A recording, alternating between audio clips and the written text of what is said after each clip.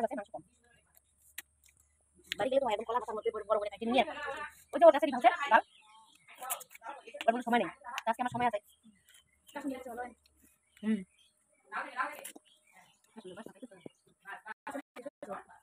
ও বন্ধুরা, good morning. তো আমি রান্না করে সকাল সকাল, আজকে শরীরটা ভীষণই খারাপ, বুঝতে পারছো, সর্দি জ্বর, কালকে থেকে ভুগছি।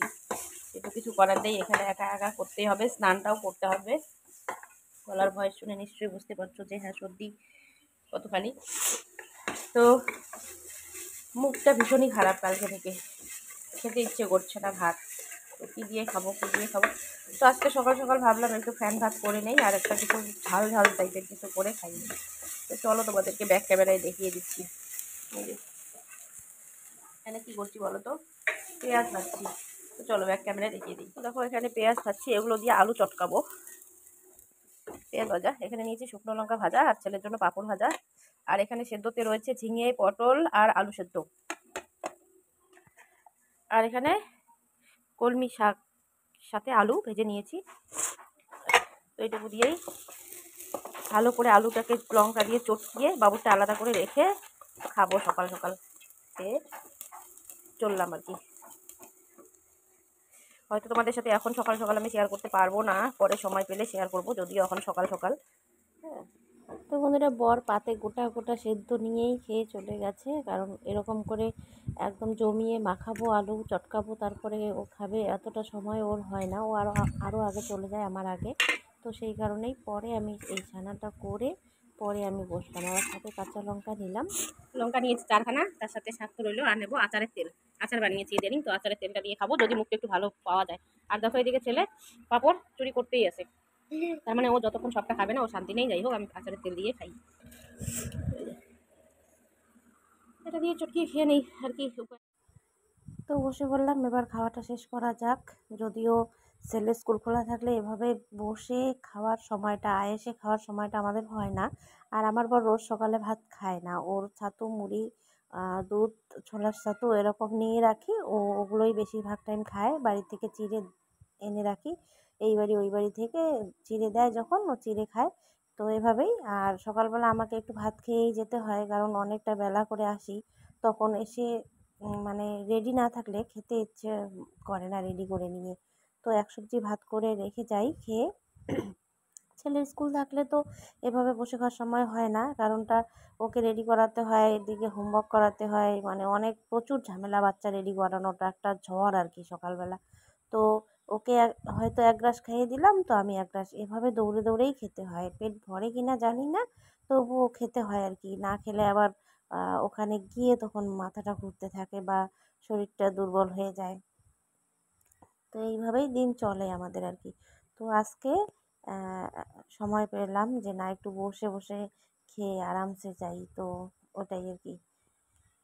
তো ওকেও সঙ্গে নিয়ে যাচ্ছি, ওকে হচ্ছে ওই বাড়িতে রেখে যাব, যাওয়ার সময় আবার ফেরার সময় নিয়ে আসবো, কারণ বিকেলে টিউশন থাকে। এই জন্যই ওর একটু কষ্টই হয়েছে, আমার সঙ্গে যাওয়া আসা করতে হয়, ওই কারণে ওরও সর্দিটা লেগেছে এই গরমে যাওয়া আসা স্নান করা নিয়ে। আমারও যেমন সর্দি লেগেছে, ওরও ওরকম লেগেছে। তো বন্ধুরা, কেন্দ্রে যেহেতু অনেকটা পথ আমাকে বাইক চালিয়ে আসতে হয়, সেই কারণেই আর রোডে ভিডিও করা সম্ভব নয়। তো আমি অলরেডি চলে এসেছি কেন্দ্রে, আর বাচ্চাদের নিয়ে আমার রোজগার অ্যাক্টিভিটি শুরু করে দিয়েছি। তো বন্ধুরা, আমি অলরেডি আমার কেন্দ্রে নিজের ডিউটিতে জয়েন করেই আমি আমার অ্যাক্টিভিটি শুরু করে দিয়েছি বাচ্চাদের সঙ্গে। তো বাকি রাস্তাটা আসার সময় তোমাদের দেখাতে পারিনি বা পারবো না, কারণ তখন আমাকে গাড়ি নিয়ে আসতে হয় সেই সময়। আর বর্তমান আমার বাসস্থান থেকে প্রায় 14-15 কিমি তো হবেই আমার ডিউটি এরিয়া, তো বুঝতেই পারছো। আবার বলো, খোলা মাঠে আকাশ তলে আমরা খেলি দলে দলে, খেলবো মাঠে মাখবো মাটি, শরীর মনে হবো খাঁটি। বন্ধ করো,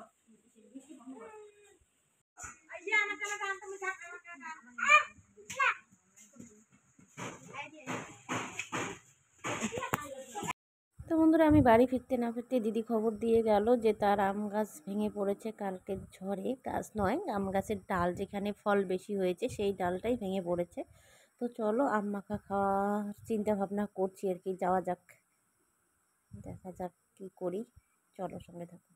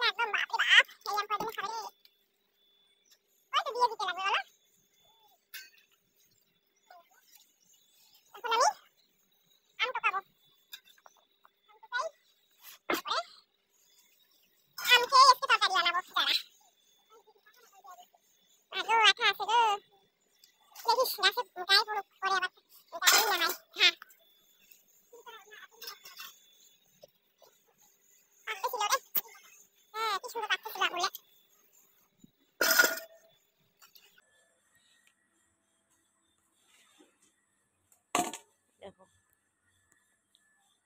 দাঁড়াও আমি টুকিয়ে নেই আগে।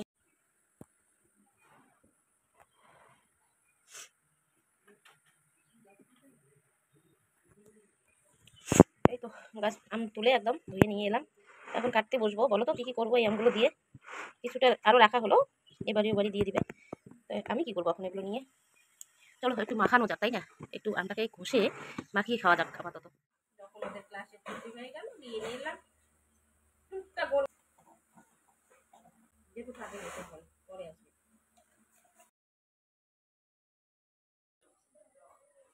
ও খেলা বলে তার মানে আমার সবা গুড়া গুড়া করলে না